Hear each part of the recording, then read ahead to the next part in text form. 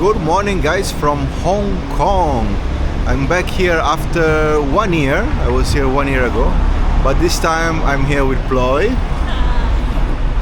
It's your first time here. Yeah, my first time. So I'm re-exploring the city together with Ploy. So now we're gonna jump on a tram and we're going straight to Victoria Peak, which is one of the most beautiful places here in Hong Kong.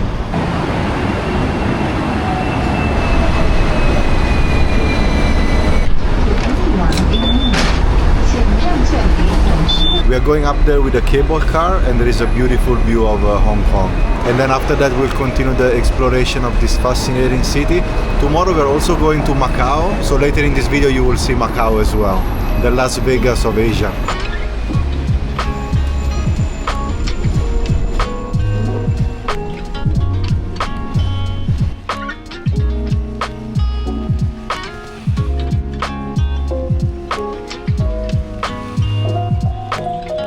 When I was here last year, I stayed on the other side of Hong Kong, which is called Kowloon, and it's part of the mainland right next to China. While this time, because it's a public holiday, so it's fully booked everywhere, we decided to stay in the central area, which is on Hong Kong Island, which is the original Hong Kong, let's say the colonial Hong Kong. Later on in the video, I will tell you a bit more about Hong Kong because it's super fascinating. Just to give you an idea, it has 260 islands, just Hong Kong. So it's crazy. But let me tell you that one of the best ways to go around Hong Kong is with public transportation. I recommend you to get an octopus card, which you can find everywhere in the metro or in any 7-Eleven or any other convenience store. That's the card that we got. You top it up and then you can use it on all the public transportation. So the subway, which is called MTR, the buses, the ferries, the minibuses, the trams, like in this case, even on the taxis. But this double-decker tram for me is the coolest way to explore Hong Kong because you have this super cool view on the second floor of Hong Kong, so you just want to sit there, relax and enjoy the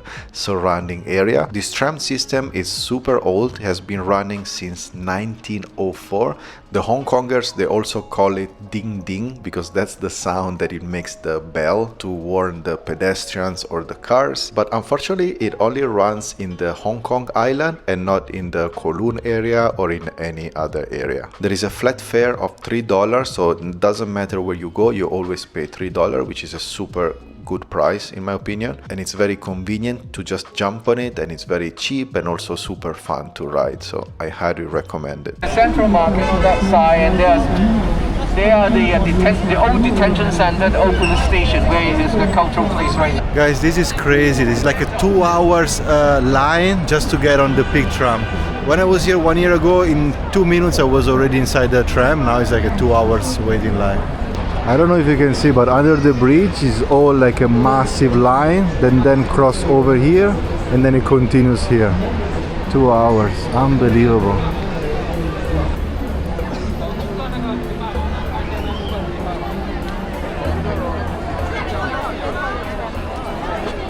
So we're choosing an Uber to go up there because it's 2.5 kilometers to go all the way up to the Victoria Peak, and it's 100 Hong Kong dollars, so it's not so bad.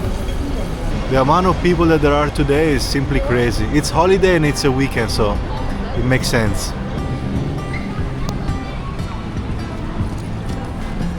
Hello. Hello. Thank you. Okay. Perfect. On the weekend or holiday is It's like this. just like that. Yeah. But in the ordinary they just no queue. No queue, yeah.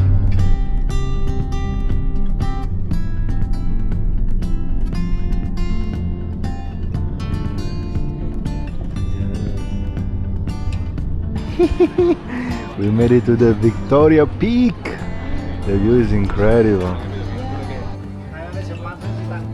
Wow. What a view. If you come to Hong Kong, you must come up here because the view is spectacular, and as I said, it's one of the main attractions of the city.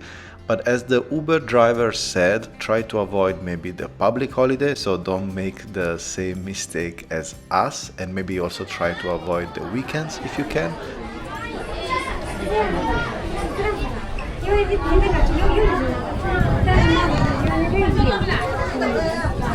so busy.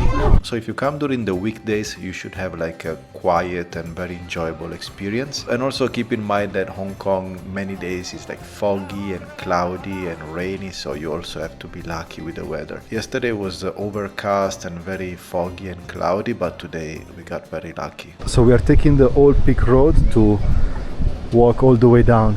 They say it's gonna take about like 30 to 40 minutes.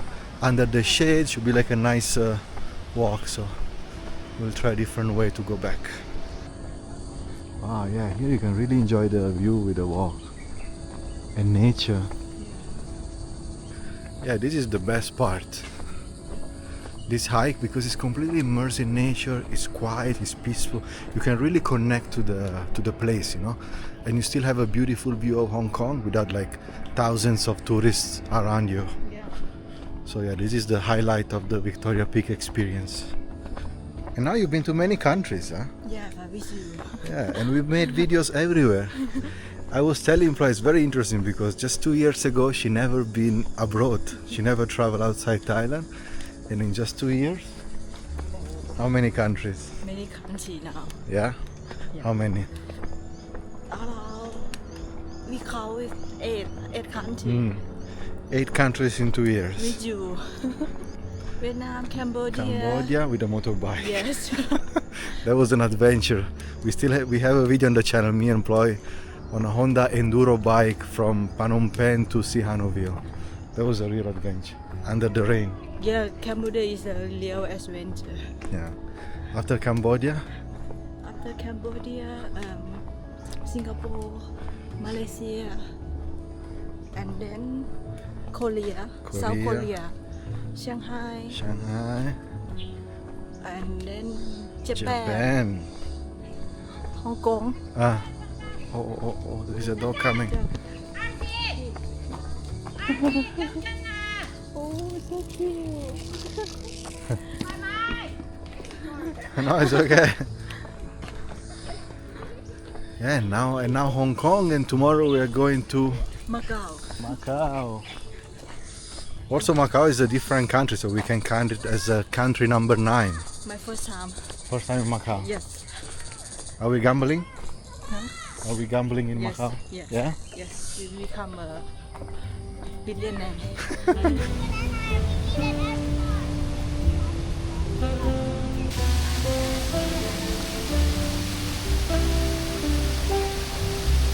Even though Hong Kong is the city with the highest number of skyscrapers in the world, they say there are more than 9,000 skyscrapers in Hong Kong. It's still very well balanced with parks and nature. For example, this park is right in the heart of the city and it's super peaceful with like birds and animals, and you can really disconnect and recharge while you are completely surrounded by super tall buildings. So it's an interesting mix of the two, nature and skyscrapers.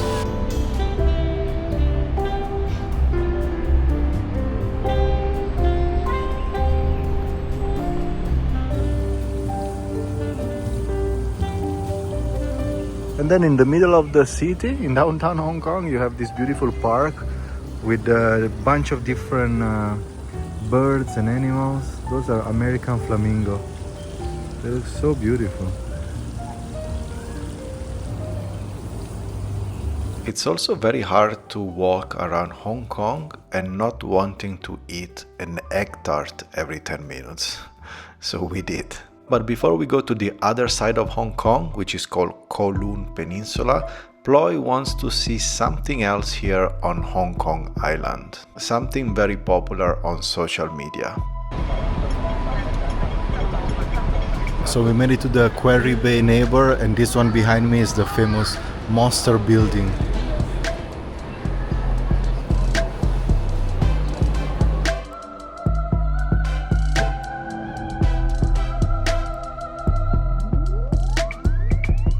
The Monster Building of Hong Kong, there are 5 interconnected residential blocks, and it became like a social media and Instagram hotspot. So many people come here to take a picture, including Me and Ploy, so it's very popular nowadays. They also show it in a few movies, but mostly it represents the Hong Kong extreme urban density, because Hong Kong is one of the most densely populated places in the world, and most of the people, due to the limited space, live inside of condos, towers and skyscrapers. But it's very fascinating because the moment you step outside of the Monster building, you have one of the most modern and developed area of the entire city.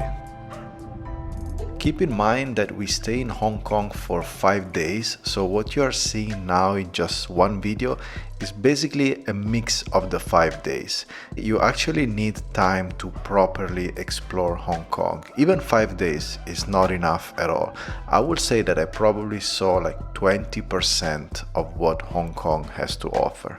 Because there are many islands and many places, there is so much to see. We came now to the northeast side of Hong Kong to see this garden, which is called Lian Garden, but most importantly to see this Buddhist temple in front of the garden, which is called Chi Lin Nunnery. So they're just right next to each other.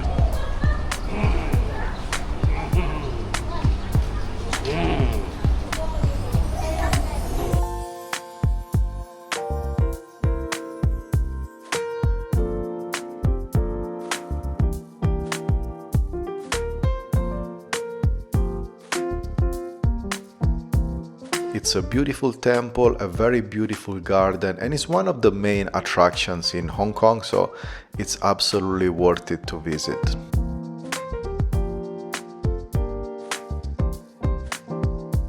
Let's talk about the fact that Hong Kong has 260 islands, because when I heard this, I was completely shocked.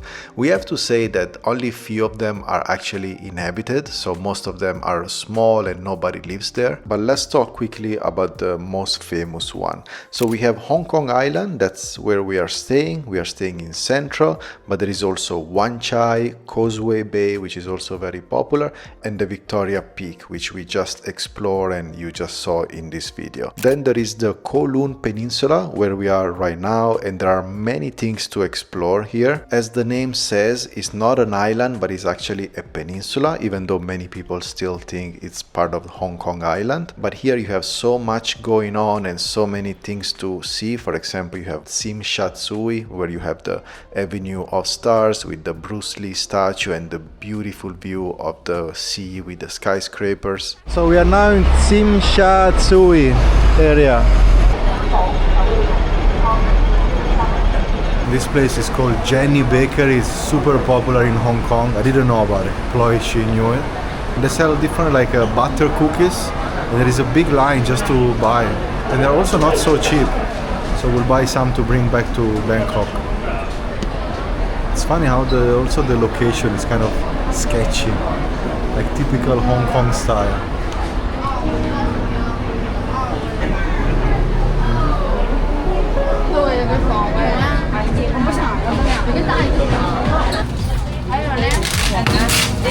Thanks to Ploy, we discover all these places, all these food places and popular places. After this, we also went to drink a traditional Hong Kong milk tea with some small snacks. Also, that one was very delicious and very traditional. And then if you continue a little bit further north, you end up in a very famous neighbor, which is called Mong Kok. They say this area has the highest population density on Earth, which is unbelievable, to be honest. In Mong Kok, they also have a little market area this side, and it goes all the way down also this side. And here is popular with the shopping streets and markets and food. There is a lot of food around here. We also tried the famous Hong Kong egg waffle with chocolate in this case. And then at night become even more busy with lights and neon, and it's one of the most fascinating areas of Hong Kong.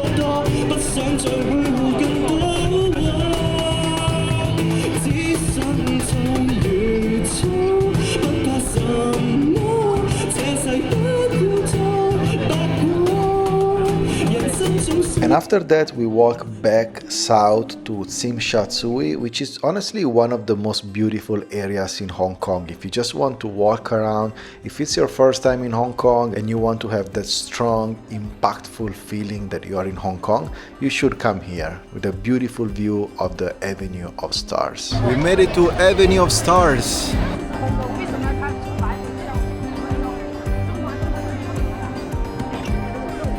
Hong Kong is beautiful during the day, but let me tell you that the best time to really enjoy Hong Kong is at night time, because they turn all the lights on, all the people come out. During the daytime is busy, but nothing compared to the evening and night time. And especially if you come back here at the Avenue of Stars, you have a beautiful atmosphere and you can enjoy the skyline full of lights. But every evening they have this light show that they promote a lot, like Symphony of Lights. Everybody's waiting, everybody comes to the Avenue of Stars to see this light show. We hope you enjoy the show.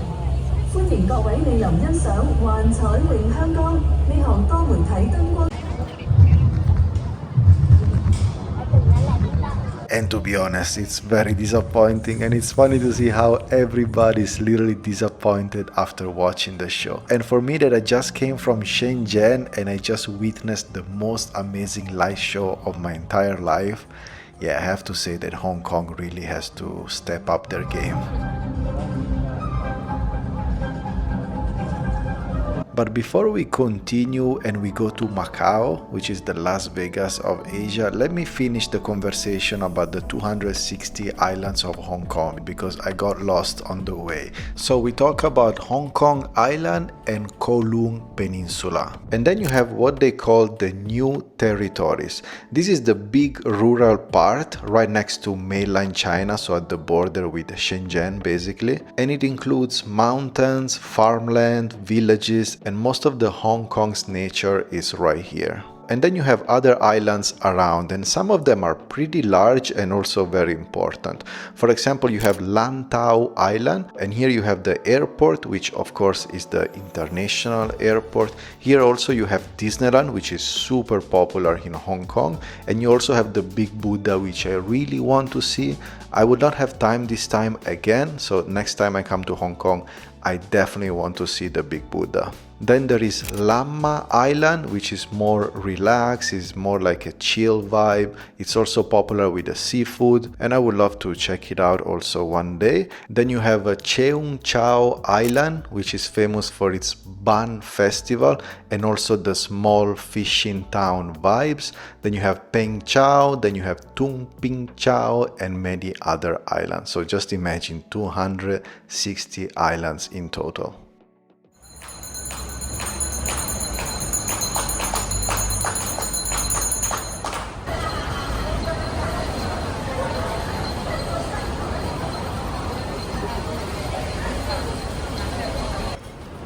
So here there is a temple literally under the highway.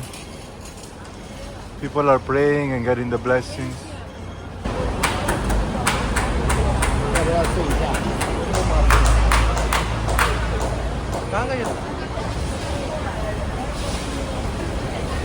Today guys, we are going to Macau. We are doing a day trip to Macau, so leave now and then come back in the evening. And it's just 1 hour away by ferry from Hong Kong, so it's super easy.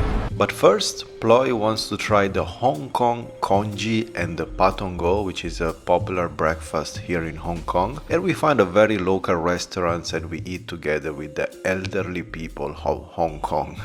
Which, to be honest, was a very cool and authentic experience, and we felt like a real Hong Kongers. And then we went straight to the pier to catch the speedboat, which in just 1 hour brings you to Macau. It cost us 190 Hong Kong dollar per way per person, so because we just come for the day trip, it's 380 Hong Kong dollar per person. Macau is actually not a country on its own, but it's a special administrative region of China, same as Hong Kong, which means that it's independent in many ways. It has its own political and legal and economical system, but it's still under China. That's why they call it one country, two systems. So Hong Kong and Macau, they're both SAR, Special Administrative Region. But in order to get there, you have to pass the immigration, show your passport, and then it's visa free. As soon as you arrive at the pier in Macau or even at the airport, you will see a bunch of hotel and casinos free shuttle buses from the different brands. And we just took the free bus from MGM Hotel that brought us to the old side of Macau. Most of these hotels and casinos, they have two properties, one in the Macau Island, which is the old side, and another property which is usually bigger and more modern in the Cotai Strip, which is the copy of the Las Vegas Strip. So remember this tip, you can always use the free shuttle buses from the hotels and casinos for free, and they bring you in many places around Macau, including the pier and also the airport. So now we are in the Macau Island, which is the old side, the old city of Macau. We're gonna walk around a little bit the old parts, the old city, which is the Portuguese style colony. Also here you have casinos, because you have the MGM, you have the Wynn, and you have the Grand Lisboa casino, but nothing compared to the other island. That's where we're going later. That's the Cotai Strip, and that's where you have all the casino, kind of like Las Vegas style. So as soon as it gets dark, we're gonna move to the other island, to the casino area. Like, she's excited. This is the Wynn fountain show, but on the other side is way better, but this also is pretty nice.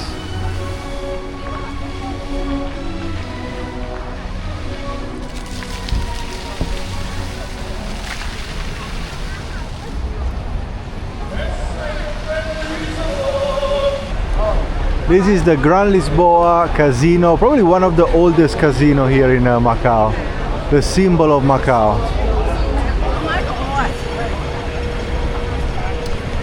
So it's crazy to think that Macau was a Portuguese colony until 1999, very recently. The British were in Hong Kong until 1997, and the Portuguese in Macau until 1999.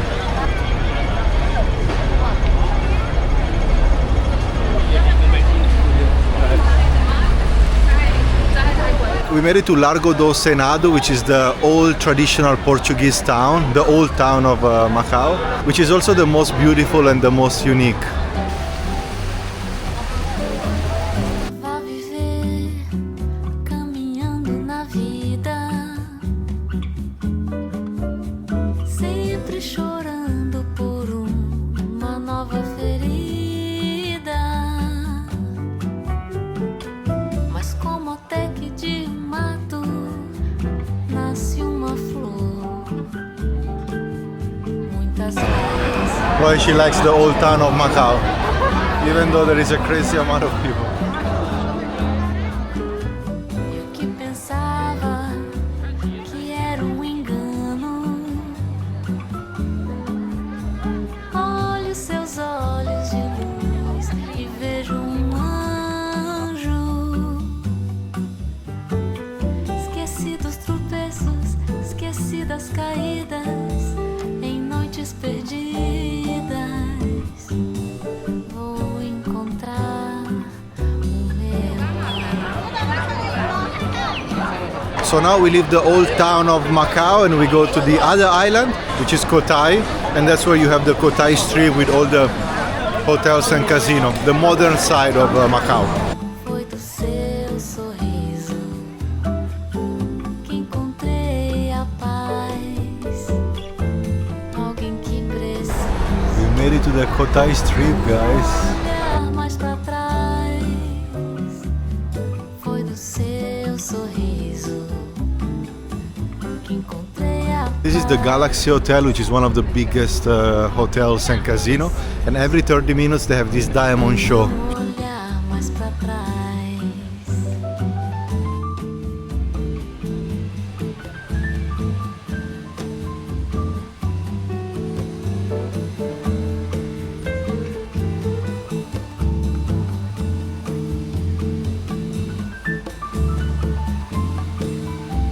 We're going now to the Venetian to see the gondolas.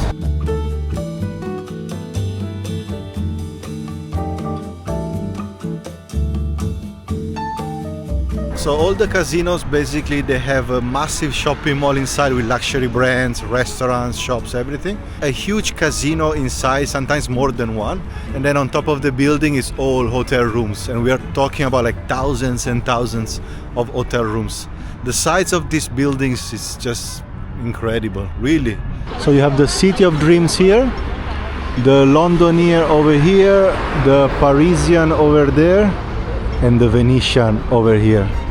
That's where we are going right now, to see the Venetian. While we explore the casinos of Macau, let me tell you a little bit of history of these casinos because it's super fascinating. The most important name is Stanley Ho, also known as the King of Gambling. Born in Hong Kong to a prominent family, in 1962 somehow he got from the government the permission to have a monopoly of casinos in Macau. And this monopoly lasted for 40 years, from 1962 until 2002. And he built some of the most important casinos, such as the Casino Lisboa and the Grand Lisboa, which we just saw earlier. Thanks to this monopoly, he quickly became one of the richest men in Asia. And at his peak, his fortune was estimated at more than $6 billion US. He was an interesting man because he had 17 children with 4 different wives and partners. And then everything changed in 2002 when Macau ended the Ho family monopoly and also allowed foreign operators to open casinos in Macau. So that's when the real boom started in Macau, because MGM came here from the US, Wynn hotels and casinos as well, the Sands Group, they all came to Macau and started to build like the copy of the Las Vegas hotels and casinos.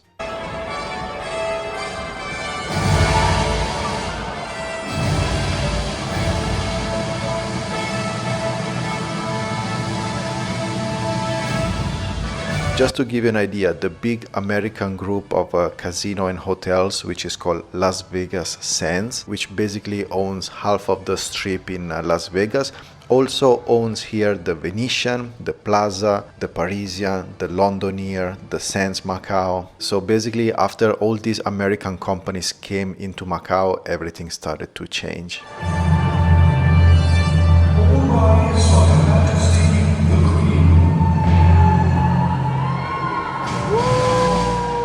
Unfortunately, we didn't have too much time in Macau this time because we already booked the ferry back to Hong Kong. So we just saw the old side of Macau, the Galaxy Hotel, the Venetian Hotel, and the Londoner Hotel. But let me tell you that there is so much to see and so much to explore in Macau. So if you're planning to come to Macau, I recommend you to spend at least few days so you can see many things.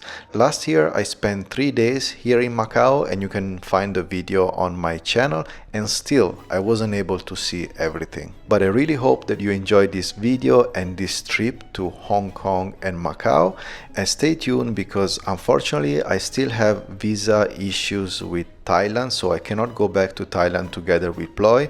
So in the next video I will be in a new country, and I will also explain you everything that is happening, because to be honest, it's crazy. Thank you so much for watching, and yeah, I will see you soon.